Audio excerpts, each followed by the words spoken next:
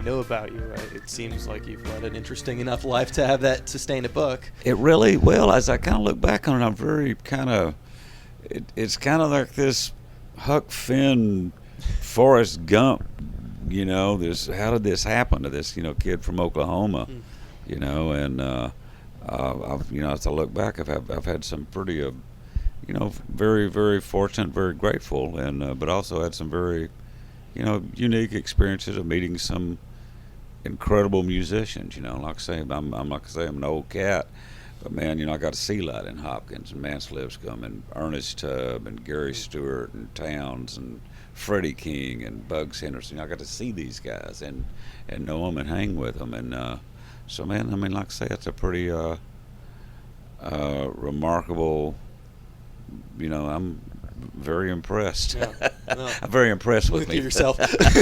You've lived long enough that you're allowed to be impressed with yourself. Yeah, well, you know what I mean. But I'm very, very grateful. I mean, to have seen those guys and to hang with them and do shows with Waylon and like I say and so it's like I say, I'm very it's very grateful that for and I'm very like I say, I'm very aware of that, of that I've had a pretty good life and an interesting life. Is that a relatively recent occurrence, or have you always had that sense of gratefulness? Well, I don't know. It's a thing. Not really. I'm not. When I got clean and sober when I was 41, at that I got very, very grateful that I was able to do that. And with help and because of that, then like I say, I'm aware that I have a very, very good life today. I mean, my knees hurt, but I'm still writing songs and traveling around and playing them, and co-writing with people and putting out records and learning new things. Learning different tunings, learning slide guitar, and that keeps it really. Learning new things, that's really important to me because I mentioned this before. That it's also kind of in the book too. By learning new things, it gives the song a door to come through that wasn't there before.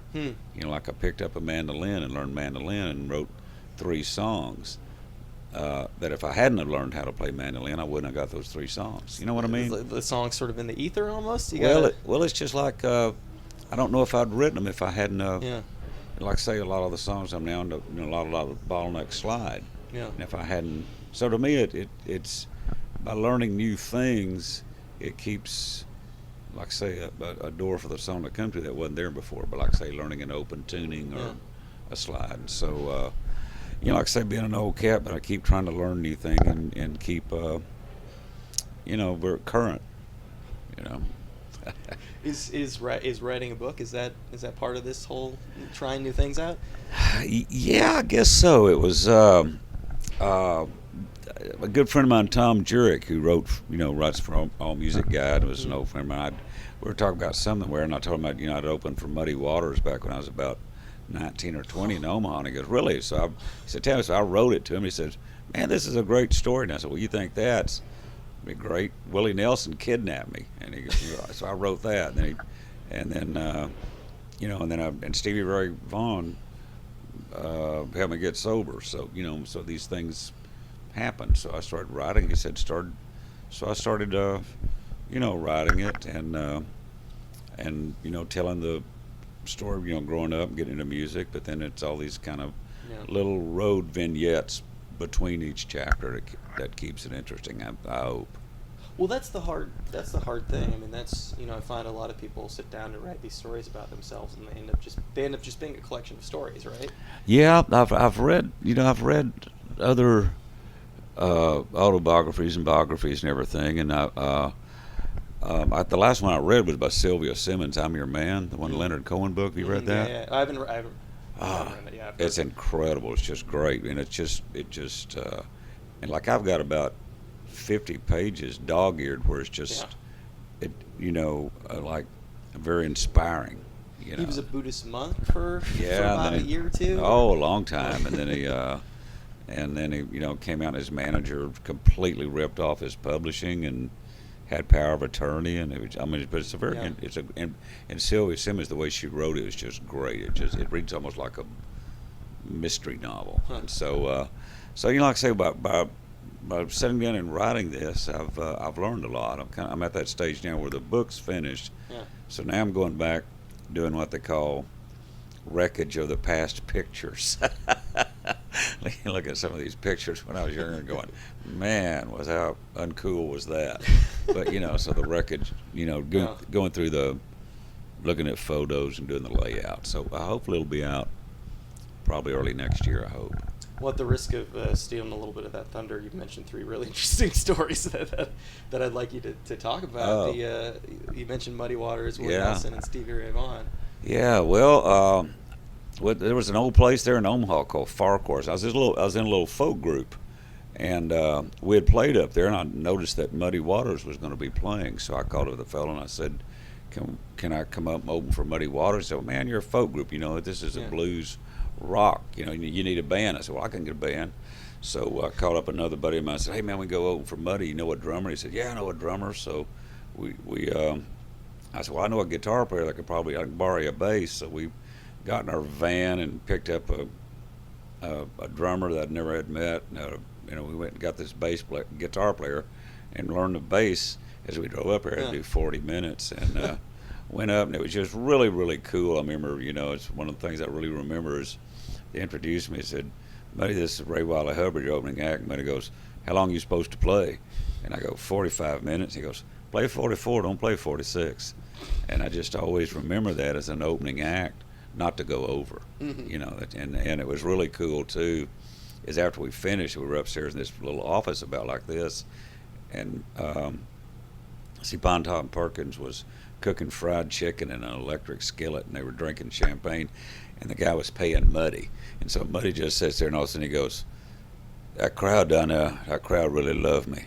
The guy goes, "Yeah, Muddy, they loved you. It's great." And he goes, that audience down there, they just love what I did." And the guy goes, "Yeah, Muddy, it was great. They loved you." And he goes, "You ought to give me a bonus." The guy gave him another $200.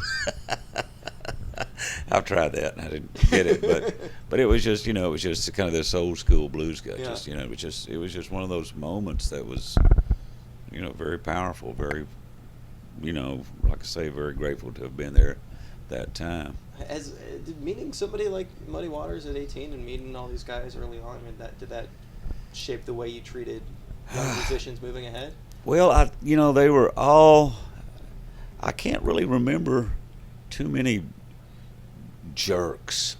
The ones that, Freddie King and Bug Sanderson and Ernest Stubb, these guys were just really gracious people. They were nice, and like with Waylon had this thing with that. It's really cool that whenever Waylon would do a concert, everybody on the posters, their name had to be the same size as his. It wasn't like Waylon Jennings 2 inches, that Tony Joe White, Ray Wylie Hubbard down. Everybody, it was in his rinder that the poster, everybody's name had to be the same size, and that was just, I think that just kind of says what kind of man he was. That he cared about other musicians, and it wasn't the ego thing. He wasn't a showboat. He wasn't showing off. He was just playing the music and cared. And it was really cool. And we did some shows with him, and it was really cool because every time we opened for William, we always got paid. Because he would say, says, "I'm not going on unless Ray gets paid." And the guy'd go pay us. It was cool. It's funny. All the stories end up being about money counting at the end of the night. Yeah, they really do. It's kind of some of those things. It was important. How did you? Because I know you went to school. You were I guess a literature major. You became kind of a folky. Yeah. How'd you make that transition into being a full on country guy? Well, I've never considered myself a country guy. Really? I was. I wrote "Redneck Mother," which was an anti-country song, Yeah. and I was into folk music, and I always kind of thought of myself as into folk rock. When Willie moved to Austin, and there was Jerry Jeff and Michael Murphy and B.W. Stevens and that whole Yeah. progressive country. I think Stephen Fromholz called it progressive country scare. They thought it was going to take off, which luckily, but there were. So I was always, a folk singer, even though. So, but we put together a band, and then that we did a record that we got a lot of offers on, and it was on Warner Reprise, and we cut it, and then I guess Warner Reprise said, well, country radio is not going to play this, so they went and put girl singers and steel guitars on every track, and it broke our hearts. And so I've never been a country singer. I've always considered myself a folk singer, and then but then kind of got into folk rock, and then and somewhere after I got clean and sober, I got into I found the groove, and I remembered the Lightning Hopkins Manse, and I wanted to learn how to play guitar. I wanted to learn how to play finger picking blues guitar, the country blues. Yeah. And so then once I kind of learned how to do that, to finger pick, then it was a very good marriage, I think, of growing up in folk music, of knowing how important the lyrics are, but then having the grit and the groove to it. So that's kind of where I am today, and I feel real comfortable wearing that jacket of having being a folk singer, but then also laying down the country blues groove. I guess I should ask the question: What does that mean to be a folk singer to you? How do you define that? Well, it was I guess growing up in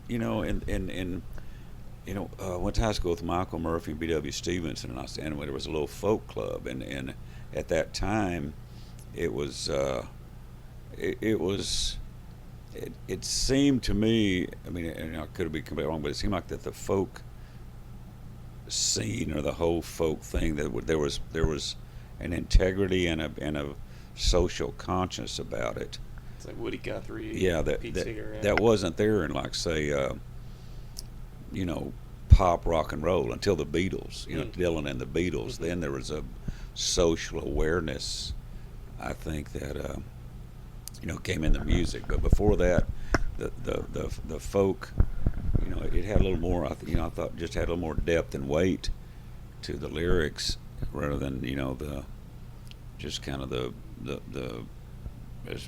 as Dylan says, the Rock-a-Day Johnnies. Yeah. And so it meant a great deal to be to be associated with musicians of that caliber, and that were so like I said, that's why I still consider myself a folk singer. Where do you land on? You mentioned Redneck Mother, and I'm wondering, looking back as you're writing this book, obviously this has a big impact on your career. Was it a good thing for you? Well, it fits good in the arsenal now, but at the time it was kind of one of those things where, we wrote the song as kind of an answer to Okie from Muskogee, Fight Inside of Me. We were all long-haired hippies. We would sing it and everything, and then Jerry Jeff cut it, and on his album he said this song by Wylie Hubbard, which I got a middle name. I was Ray Hubbard up to then, and it came out, so that whole progressive country thing would happen. So we'd go on these honky talks, and I'd walk on stage. They'd go, play Redneck Mother. I'd play Redneck Mother and go, here's another song I wrote, and they go, play Redneck Mother again. So it was the only thing I was known for until recently, as a matter of fact. But so it was kind of a two-edged sword. It got it was kind of one of those things, since I never did really have country radio hits or hits on the radio. If you hadn't heard of Jerry Jeff Walker, you hadn't heard of me. So, but the way that you heard of me was through this song called Redneck Mother, which, the problem with irony is not everybody gets it. It kind of crossed over into the people we were, I guess, mocking, for lack of a better word, were actually singing the song. So it was kind of an interesting time. Were you hesitant to play it at any point? Well, it was just, it was a very crazy time. It's kind of one of those things. It's like when we made the record, you know, I mean, I thought of myself as a folk singer, but then I was in this band called Wylie Hubbard and the Cowboy Twinkies, where we would come out and we'd do Led Zeppelin and we'd do Communication Breakdown, and we were doing but then we were doing you know, a lot of folk songs and that stuff. So it was you know, what we lacked in talent, we made up for in attitude. You know, we would come into these places and play country places. We'd play, you know, pretty mainstream rock and roll, and it was very separate back then. I mean, it was a very, you know, very definitive camps, country and rock. There was no country rock at the time.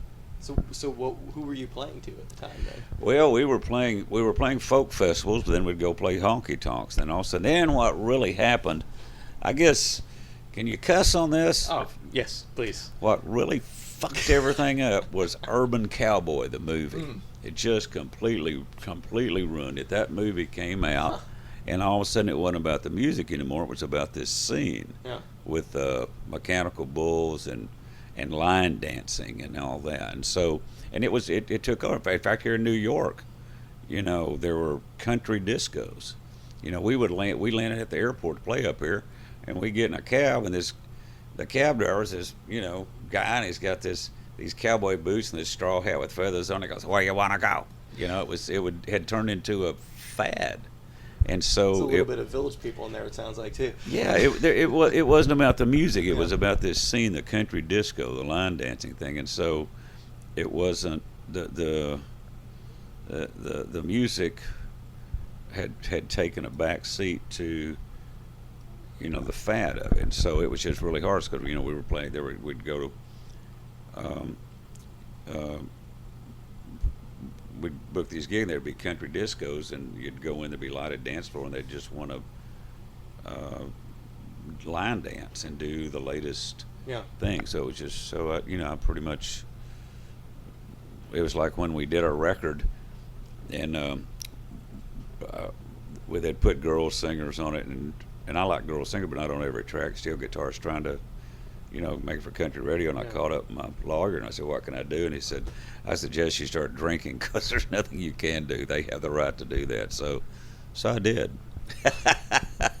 for about 20 years. But you know, it was just a very the scene was it had lost its, you know, the whole cosmic cowboy, progressive country, kind of hippie cowboy had kind of lost its magic there, you know, and it when it went kind of this mainstream. Is that did that actually have that direct response? I mean, did, you know, you sort of struggling to find your place? Is that really, did that make you drink a lot more? Well, it was yeah. Well, it was. You mentioned the redneck mother thing. It was you'd go in these places, and I kind of thought of myself, you know, like I say, as a folk singer, we were kind of a folk rock band, but we were going in these places, but then we were able to play rock and roll, but we would do a Merle Haggard song, we'd do Lonesome Fugitive, or we'd do a bluegrass song, Bill Monroe, whatever. But then, so it was just, and I never could, you know, get on record, never could make a record that all my records, you know, from up until Loco Gringo's Lament were kind of underfunded, dead-end projects, you know, that just were mixed. Well, we mixed all 11 songs in 24 hours, so we ran out of money. And Loco Gringos was the first record I did where I could hand it to somebody and look them in the eye, and it didn't have excuses duct taped to it, you know. You know what I mean? Yeah. Here it is, and if it's. You didn't have to give a preamble before. Yeah, and say here, and you know, because a lot of times we'd have, well, here it is, and it kind of went like we ran out of money and we had to, you know, mix it, and we just. So it was, like I say, that's kind of where I was, and you know, Jesus and John Prine have their lost years. I have mine too. That's interesting. So I was going to ask you that because, you know, religion does come up a lot in a lot of your music, and I'm wondering how much of a role that was playing. Was that something that played a direct role in your getting sober? Well, you know, as I prefer spiritual awakening to religious Mm. conversion. Mm-hmm. You know, if that makes sense. I mean, like I say, I don't belong to a church No. or follow a religion, but I try to live on spiritual principles, Mm. and it, you know, um, it works for me, you know. So if that makes sense, Yeah. it, sometimes faith or spirituality doesn't make a lot of sense, but like I say, I've like I say, try to live on spiritual principles, and that seems to work. Yeah. Well, that's AA, right? Is it doesn't Yeah, some sort of higher yeah. power. It's You just gotta like I believe, say, I just kind of had did certain things, had a spiritual awakening, and try to maintain um, have as they say, a reprieve. Mm. Yeah.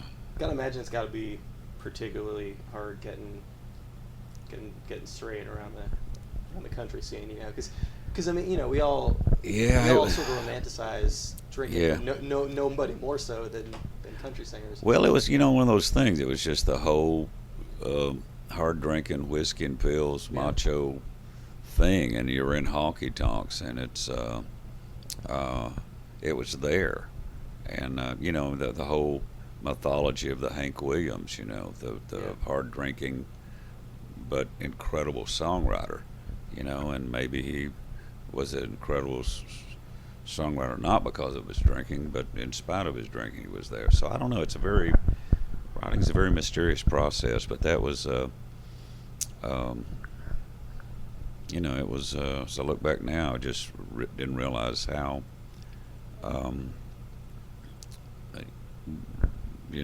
how how confused I was. But it took another musician to. It took Stevie Ray, yeah. He took the time to come talk. He was the first cat I saw that got sober that didn't turn into a square. He still had an edge to him. I'd seen some friends of mine, musicians got sober and they ended up on the 700 Club. And I said, I ain't going to do that, And so, I don't know, it's just a mindset, that I just, because I don't know, I guess the organized religion or something, but but Stevie was the first cat that still, had an edge and was cool. He's the first cat I knew that quit drinking that still was cool. Yeah, I mean, were you worried that you wouldn't be able to sort of sing about these things if you weren't living that life? Yeah, you're right. Yeah. So it's like I say, as I look back over it, I've had a pretty, it's a very curvy road sometimes. Yeah. Hey guys, we need. There's my band. We're doing a little interview. Yeah. We'll meet you. I'll meet you in the restaurant a little bit. Okay. Those guys travel with you? Yeah, that's my guitar player and my drummer. Got a bunch of young guys. Yeah, I do. They're just, but their roots run deep. Yeah.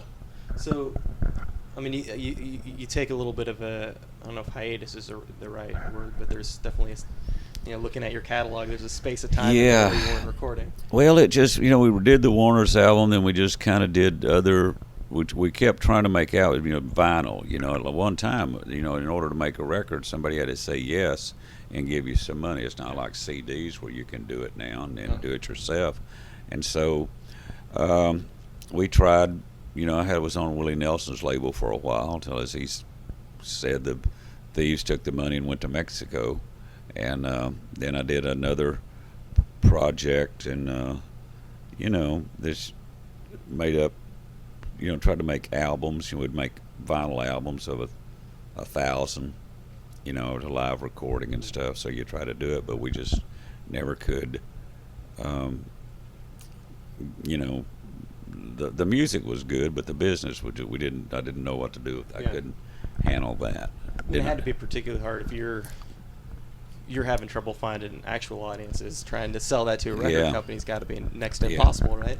Yeah, well, like I say, the thing with Warner Brothers, we just kind of had to wait that out, wait that contract out. They said if you're not happy, because we kind of bitched about the record to the press.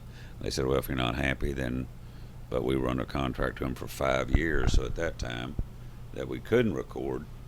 So by that time, the whole progressive country thing had come and gone, and then the urban cowboy thing hit, and then there was no scene anymore, I guess. So is the lesson of your life, if you just keep doing what you're doing, eventually people will sort of come around to it? Well, I don't know about that. I think,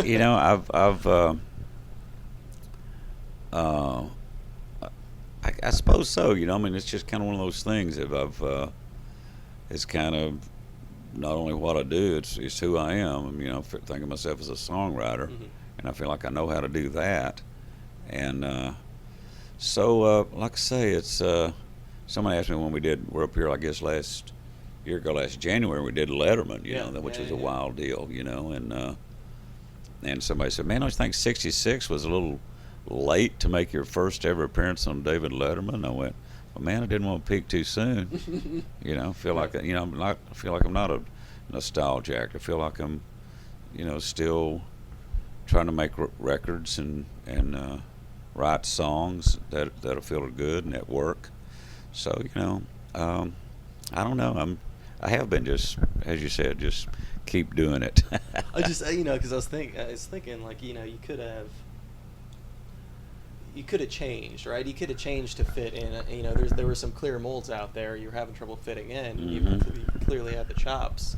You could have given people what they wanted. Well, it was one of those things too. When I was, when I got sober, and then I made this kind of decision. I wanted to be a real songwriter. Yeah.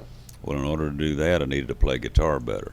Well, in order to do that, I needed to take guitar lessons. So overcame this fear of embarrassment, called up and said, "Fellow, so you teach me how to..." Because you're in your 40s at the time, right? 40, 40. You've been playing music for a while, and now you're learning to play the guitar. Yeah. I knew that the real songwriters that I liked, Towns and Dylan, and Gordon Lightfoot, and Paul Siebel and Eric Anderson, all these great folk guys, they finger picking was an important part of it. And I knew I didn't have to. I knew I could never be Doc Watson, but I knew I needed to learn how to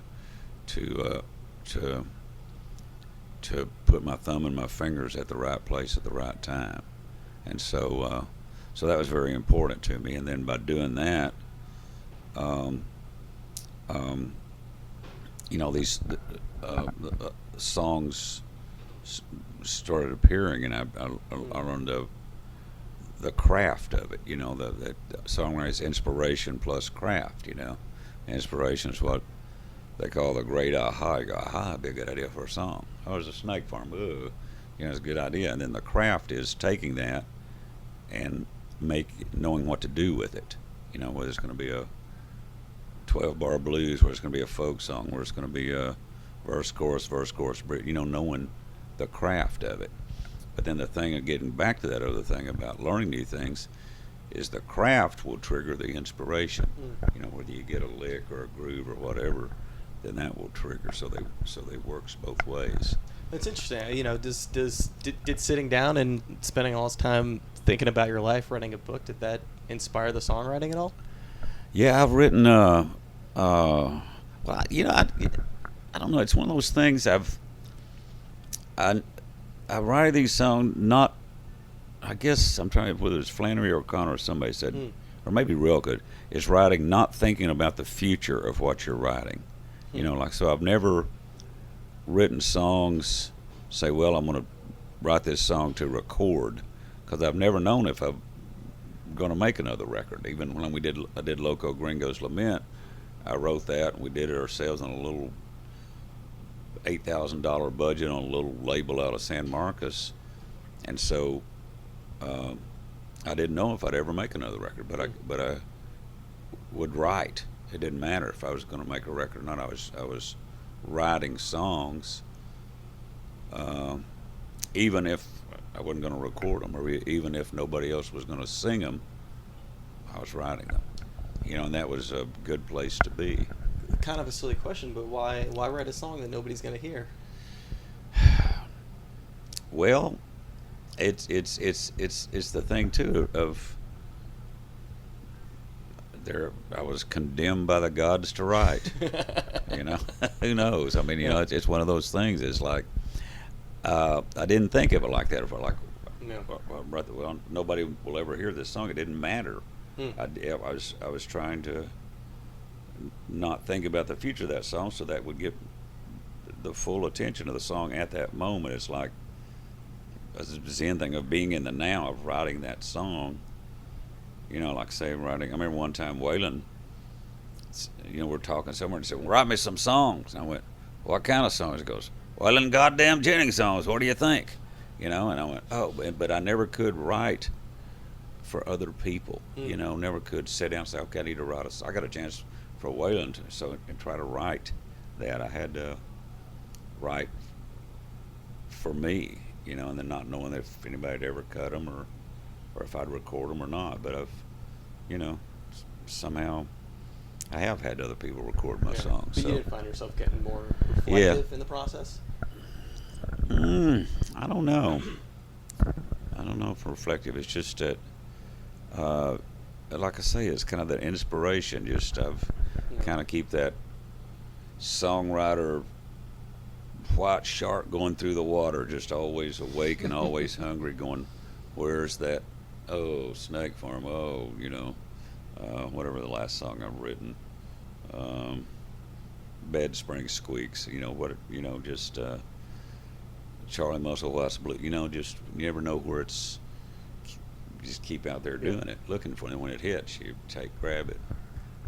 You're probably in, arguably. I mean, I guess aside from the sort of that time right around Redneck Mother, you're probably in the best place as far as knowing that you're going to be able to put out another record, right?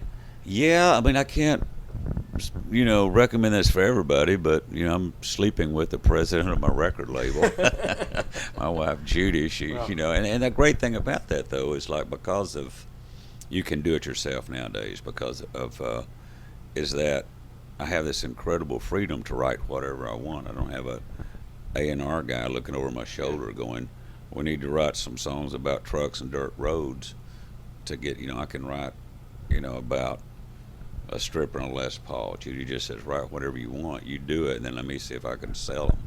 So, and that's a great place for a writer to be, to write, to have this freedom to write about whatever you want, and to also write without fear, to be able to write, and save,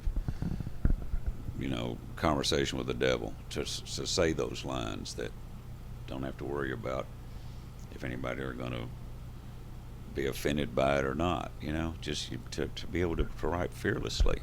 And so, like I say, I'm very fortunate right now where I am. And we can end on this. I know you got to go downstairs, but because I wanted to ask, because the Texas song, I mean, were you running the risk of that sort of? Oh, screw you, we're from Texas? Yeah. Were you running the risk of that falling in the same similar place as the Yeah. Yeah, the thing is, it was one of those things that, really told the story of these, it's actually, it's kind of an anti-Nashville song. I mean, it actually knocks Texas in there. It says our politicians are corrupt, and whatever it is. Our corporations are corrupt, our politicians are loco, we got a bad reputation because we haven't doubt, and so it's telling that, but it's about the music primarily, is that freedom, that it was originally I'd had it, screw you Nashville, we're from Texas, and because that was the idea, and then Gurf, I was just kind of goofing around because I'd played in corporates. These people came in and were just really Nashville, and they said something about Austin being the B team, and it just really ticked me off, and I just, I said, we said, screw you, we're from Texas, we write our own songs down here, and that just kind of, that was the idea that, that has that history in Texas from Blindly and Jefferson through Towns, Billy Joe, all these cats is the songwriter, so that was the whole idea. Screw you, we're from Texas, we write our own songs. That's how it came about, as kind of so it was one of those things I knew that if I recorded it and put it out there, that the problem with irony is not everybody gets it, and that as my friend Scrappy Judd, when he heard it, he said, "Man," says, "you record that, put out there," says, "you ain't gonna be able to grab that cat and put it back in the back without getting scratched up." And so, I mean, it took a chance, but I mean, I figured also on that same record, I think I had Knives of Spain, and I had some dark songs and some really quality songs that by the time you got to it, if you listen to the album, last song on the record. That by the time you got to it, you would kind of see the persona that would make it work. And like I say about putting the lines in there, Knockin' Texas, and it's about, Stevie Ray's the coolest guitar player and, the coolest band. It's about, and I was hoping it would come across that the idea that it was about, the attitude of whether it's Texas is a metaphor for whatever, screw you. We write our own songs, Are you less hung up though on how people interpret things these days? Yeah, I'm sure it still ruffles some feathers, but I got New Year's Eve at the Gates of Hell and Conversation with the Devil, and I say stuff like, Buddha is not Buddha is not a Christian, but Jesus would have made a good Buddhist, so it doesn't bother me. I mean, I think, like I say, that's the having that freedom, is a good place to be. I'm very fortunate about that. So I don't know if I think the new record, there's a couple of lines on there that might, it's like I did one Conversation when I didn't use cocaine and get high, just like the way that smelled. I think if you can use humor, you can say that, but then you can later on you can, dig about something, So I don't know. It's like I say, it's a very mysterious process. That was cool, right? I'll admit I didn't really know what I was getting myself into when I went to meet Wylie Hubbard backstage at the City Winery here in Manhattan. But man, what a super nice guy, and very very excited to talk about everything. Really kind of cool hearing a legendary musician talk about all of the legendary musicians he's encountered over the years. And somebody who's also very excited to talk about new music as well. Right when we shut off the mics, we actually went to get a coffee across the street, and he started talking to me about his favorite bands and asking me who I was listening to. So somebody's still very very up on the music scene. I mean, I suppose it helps when you live in Austin, Texas. But he's got a new album coming out in 2015. I think it's still untitled, at least as of the recording of this, and an autobiography. So a perfect time to really sort of sit down and kind of rehash some of the things that he's been through over the decades, because a lot of those things are sort of fresh on his mind. So thanks so much to Ray for taking the time to sit down and do that interview. Thanks to Carrie for setting that up. Thanks to City Winery for accommodating us once again. Thanks to Brian, as always, for editing this thing together. Thanks to Mark and everybody else at Boing Boing at the Boing Boing Podcast Network for hosting us up there. Lots of great podcasts. You can check those out over at boingboing.net. You can also check those out over on the iTunes, which, if you do want to rate the show, that's a pretty good place to do it. If you have any feedback, we've got an email address. It's rywildcast@gmail.com. We have a Tumblr as well. That's also rywildcast, but that one is rywildcast.tumblr.com. Pretty logical when you think about it. Good place to check out the show, because you will be able to get episodes hours, if not days, before they go up over on Boing Boing. Thanks everybody for listening. We will be back just about this time next week with a brand new episode of RIYL.